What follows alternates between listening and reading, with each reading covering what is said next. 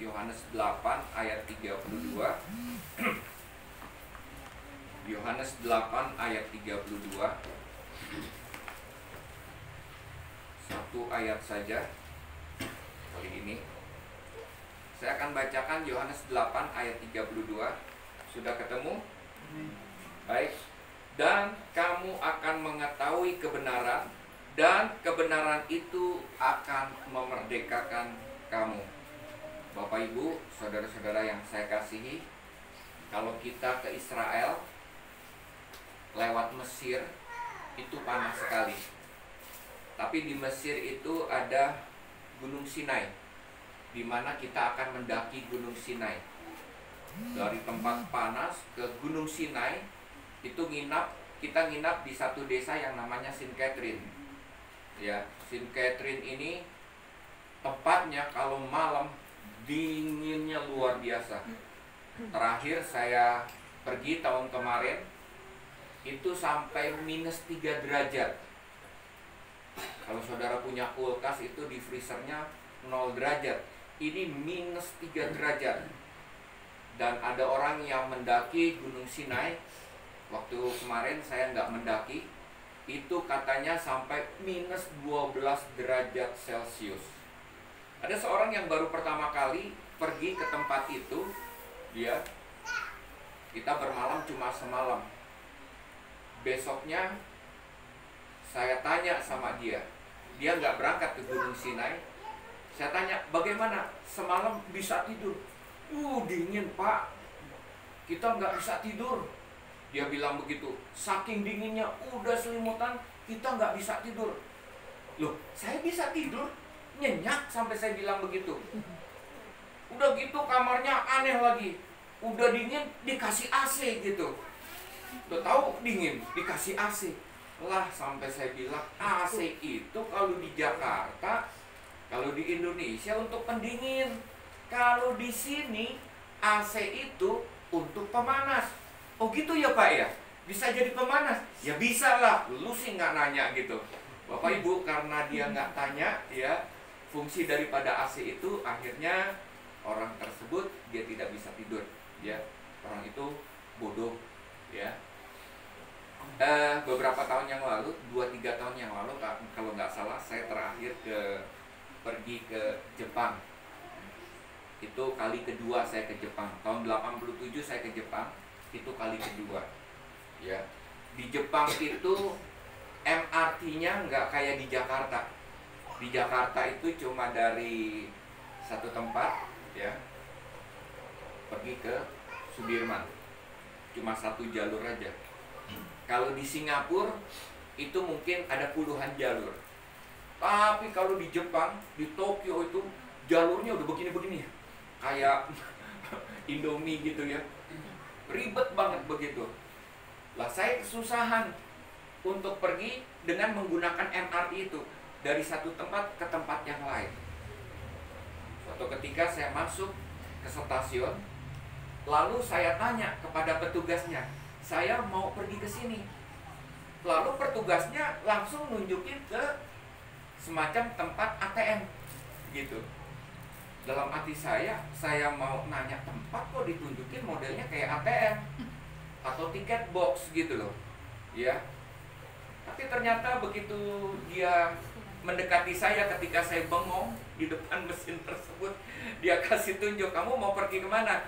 Dari sini mau ke sini, kamu pencet aja. Misalnya dari Sosok mau ke Bodok, pencet begitu, keluar semacam kayak di ATM gitu. Dan saya melihat disitulah petunjuk. Saya harus naik MRT nomor berapa, terus kemudian jam-jamnya juga ada, jam keberangkatannya, dan juga harganya juga ada di situ. Ya, saya baru tahu. Nggak tahu saya itu sebelumnya saya itu bodoh. Tapi setelah saya tahu, saya jadi pintar. Kemana-mana pasti saya akan datang ke ATM tersebut. Bapak Ibu, hari ini kita mau belajar dari kebenaran firman Tuhan ya. Firman Tuhan katakan kamu akan mengetahui kebenaran. Amin. Dan kebenaran itu akan memerdekakan kamu ya. Kebenaran yang kita terima dari Tuhan akan memerdekakan kita. Dengan kata lain, akan membuat kehidupan kita tidak lagi bodoh. Banyak orang Kristen datang ke gereja, sudah menjadi orang gereja, ya, menjadi orang Kristen, tetapi hidupnya masih bodoh. Hidupnya masih jatuh bangun dengan dosa. Hidupnya kalau di gereja baperan, tersinggung, keluar gereja, pindah gereja. Orang seperti ini adalah orang bodoh. Karena apa? Dia tidak menikmati kasih Tuhan, ya, di dalam kehidupannya. Dia tidak hidup sesuai dengan kehendak dan rencana Tuhan. Bapak Ibu, hari ini kita akan mengetahui kebenaran. Dan ketika kita mengetahui kebenaran, maka Tuhan akan memerdekakan kita. Tidak membuat kita menjadi bodoh. Kita akan menikmati kasih Tuhan di dalam kehidupan kita. Ada amin? Amin. Kita akan dipakai Tuhan hidup sesuai dengan rencana Tuhan. Tuhan akan pakai kehidupan kita satu persatu yang ada di tempat ini. Kebenaran apakah yang Tuhan akan nyatakan kepada kita? Ya, ini adalah fakta tentang manusia, tentang kita, Bapak Ibu. Tadi pagi saya sudah utarakan fakta yang pertama. Kalau masih ingat, saya kutip ayat apa di kuburan? Lupa. Kejadian 2 ayat 7 yang berbunyi, ketika itulah Tuhan Allah membentuk manusia itu dari debu tanah dan menghembuskan nafas hidup ke dalam hidungnya. Demikianlah manusia itu menjadi makhluk yang hidup. Jadi fakta pertama, kebenaran yang pertama yang Bapak, Ibu, saudara-saudara yang harus ketahui adalah manusia diciptakan dari debu. Dan Tuhan dikatakan menghembuskan nafas hidup ke dalam hidung manusia tersebut. Bapak, Ibu, saudara-saudara, semua kita adalah dari debu. Kembali kepada debu. Dalam Kejadian 3 ayat 7 katakan, tidak terkecuali siapapun juga dia. Saya ketua yayasan, saya gembala, saya seorang bapak, misalnya saya miskin, baik itu orang kaya, siapapun juga dia, menteri, presiden, dia adalah dari debu dan akan kembali menjadi debu. Derajatnya sama, Bapak Ibu, ya. Kita ini nggak ada apa-apanya di hadapan Tuhan. Kita ini benar-benar hidup bergantung dengan Tuhan. Kita ini diciptakan oleh Tuhan. Apalagi Tuhan katakan, Tuhan menghembuskan nafas hidup ke dalam hidungnya.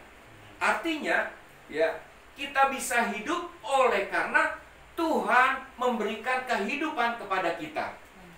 Nafas hidup itu berbicara bukan hanya roh, tetapi juga jiwa. Ya.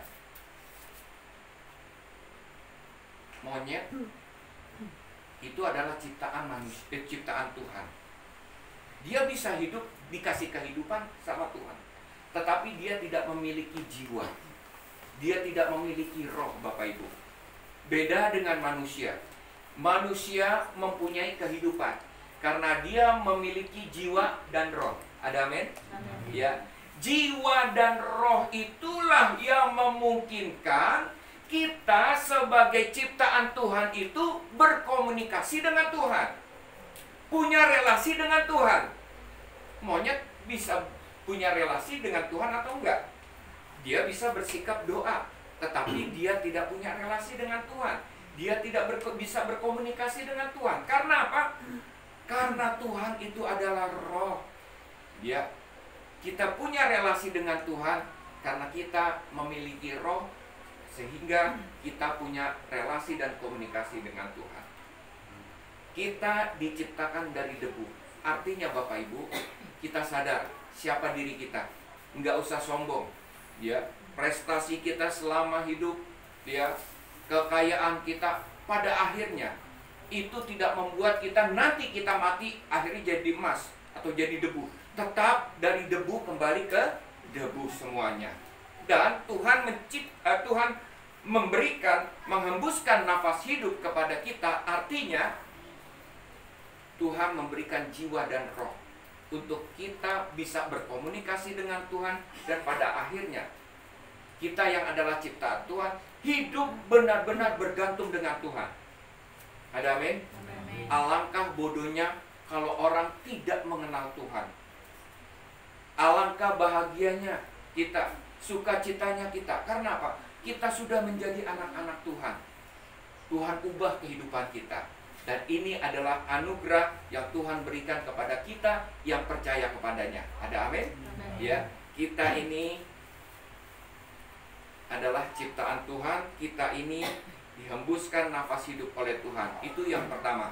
Yang kedua, ya Bapak Ibu boleh lihat di dalam Kejadian 3 ayat 7.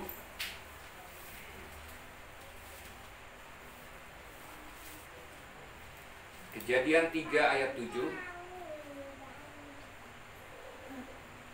Saya akan bacakan seharusnya dari ayat 1 sampai 7. Saya bacakan langsung ayat 7. Setelah Adam dan Hawa berbuat dosa, manusia pertama. Ayat 7 dikatakan, maka terbukalah mata mereka berdua, dan mereka tahu bahwa mereka telanjang. Lalu mereka menyemat daun pohon ara dan membuat cawat. Yang kedua, Bapak Ibu, manusia diciptakan oleh Tuhan. Dari debu kembali menjadi debu, lalu diberikan kehidupan, jiwa dan roh dari Tuhan. Manusia harusnya bergantung dari Tuhan. Tetapi apa yang terjadi? Manusia pertama telah berbuat dosa. Maka semua keturunannya ada di bawah kuasa dosa. Siapapun juga dia, ya, baik dilahirkan sebagai anak pendeta, baik dilahirkan sebagai anak presiden, dia tetap manusia yang berdosa, manusia yang rusak. Ada amin? Ya, manusia berdosa itu adalah manusia yang rusak, manusia yang jahat. Sekalipun penampilannya baik, tetapi apa yang terjadi? Hatinya busuk, jahat. Ya, itu oleh karena akibat dosa. Dosa merusak manusia.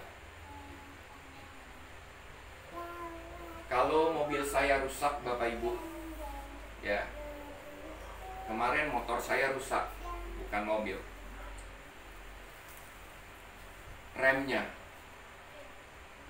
Saya pakai motor itu nggak biasa, nggak pakai rem, harus pakai rem. Ada orang yang minjem motor saya, dia bilang saya nggak biasa pakai rem. Ya, dia bilang saya biasa pakai rem depan, saya nggak pakai biasa rem depan.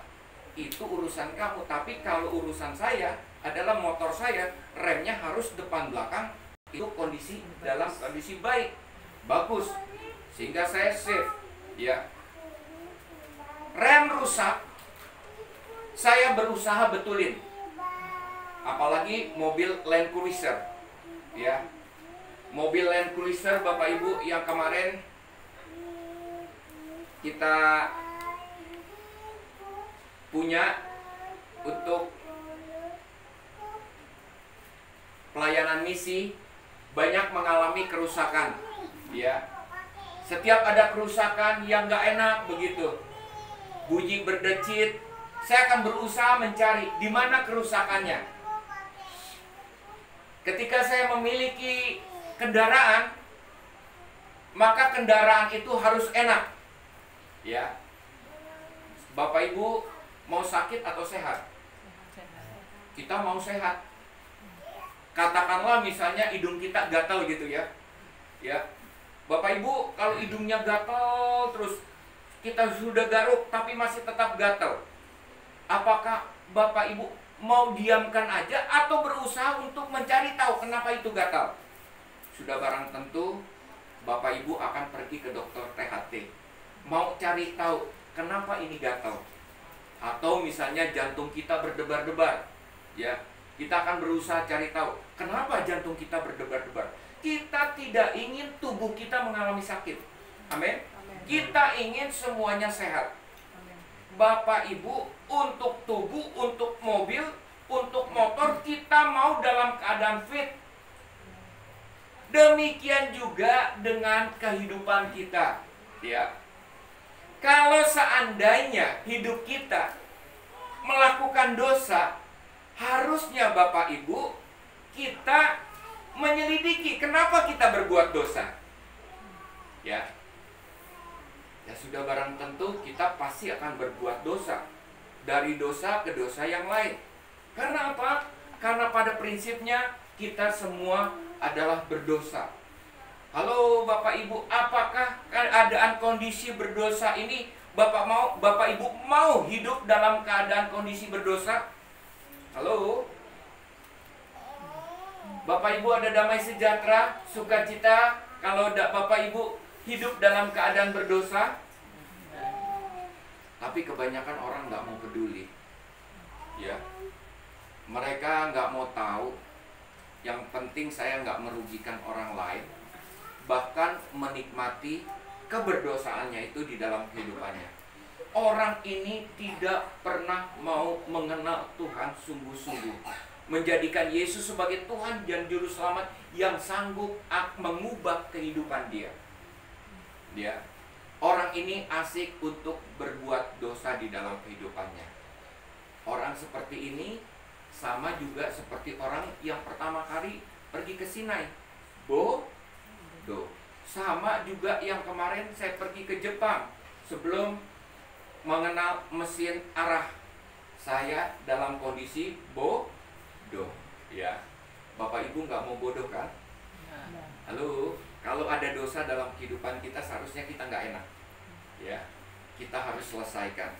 Bagaimana caranya? Yang ketiga, fakta yang ketiga, ini yang terakhir. Roma 12 ayat 1-2.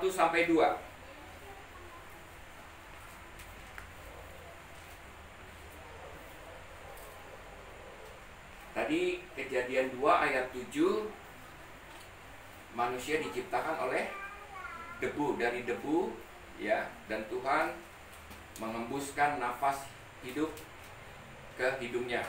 Lalu kemudian yang kedua, ya, semua manusia telah berbuat dosa tanpa terkecuali dan hidupnya tanpa Tuhan dalam keadaan rusak, Bapak Ibu.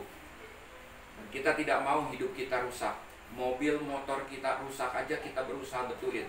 Tubuh kita sakit aja berusaha kita mencari dokter untuk memperbaiki atau menyehatkan tubuh kita ini, ya. Apalagi kehidupan kita. Seharusnya ini harus kita perhatikan. Roma 12 ayat 1-2. Perhatikan firman Tuhan. Karena itu saudara-saudara, demi kemurahan Allah aku menasihatkan kamu supaya kamu mempersembahkan tubuhmu sebagai persembahan yang hidup, yang kudus dan yang berkenan kepada Allah. Itu adalah ibadahmu yang sejati. Janganlah kamu menjadi serupa dengan dunia ini, tetapi berubahlah oleh pembaharuan budimu sehingga kamu dapat membedakan manakah kehendak Allah, apa yang baik, yang berkenan kepada Allah, dan yang sempurna. Fakta yang ketiga, Tuhan menginginkan kehidupan kita berubah. Ada amin? Bukan saudara yang berdosa, yang rusak ini datang kepada Tuhan, tetapi sesungguhnya Tuhan menginginkan kita semuanya berubah. Berubah itu bukan karena kemauan, keinginan kita, saya mau berbuat baik, tetapi ini adalah keinginan Tuhan. Tuhan memberikan anugerahnya kepada kita. Melalui apa? Melalui Roh Kudus yang tinggal di dalam kehidupan kita. Ketika kita percaya Tuhan, menerima Yesus sebagai Tuhan dan Juru Selamat dalam kehidupan kita, hidup kita dirubah. Kita mengalami kelahiran baru. Kita dahulu manusia berdosa, sekarang menjadi anak-anak Allah yang hidup, yang berkuasa di dalam, yang punya kuasa di dalam kehidupan kita. Karena apa? Roh Tuhan anugerahkan untuk tinggal di dalam kehidupan kita. Dia yang memimpin kehidupan kita. Dia yang menolong kehidupan kita. Dia yang menyertai kehidupan kita. Apapun kondisi kehidupan kita, Tuhan selalu ada dalam kehidupan kita. Roh Tuhan itulah yang menolong kita, sekali lagi, untuk berkata tidak terhadap dosa, dan hidup kita menjadi anak-anak Allah. Ada amin? Kalau seandainya ada anak-anak Tuhan yang pergi ke gereja tapi masih jatuh bangun dalam dosa, itu artinya hidupnya belum berubah. Dia menolak kasih dan anugerah Tuhan di dalam kehidupannya. Saya percaya malam hari ini, siapapun juga kita akan selalu mengalami perubahan di dalam kehidupan kita. Hidup kita berubah, hidup kita akan mengalami Tuhan, dan Tuhan hadir dalam kehidupan kita, sehingga dalam segala situasi kondisi kehidupan kita, kita akan menjadi anak-anak Allah yang hidupnya dipakai oleh Tuhan, dan hidupnya ia mengalami Tuhan, sehingga hidupnya akan memuliakan Tuhan. Mari kita berdoa.